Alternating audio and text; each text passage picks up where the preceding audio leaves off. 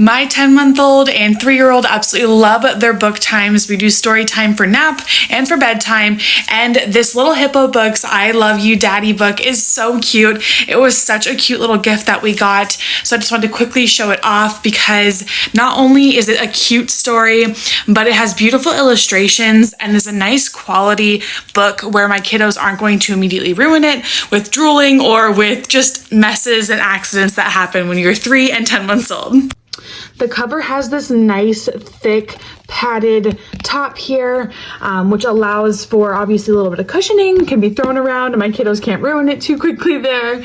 And then you can see it is a board book, so it does have those thicker pages and has beautiful illustrations. They're so beautiful with the light brush strokes through. Super cute story, and everything rhymes on each page, has a cute little, this is what I love to do with my dad kind of storylines. We got this as a gift for our 3-year-old for his birthday recently and have absolutely loved it. This is such a special thing for him and his dad to read together at night and just kind of have that special bonding time. And now they also have a special bonding book.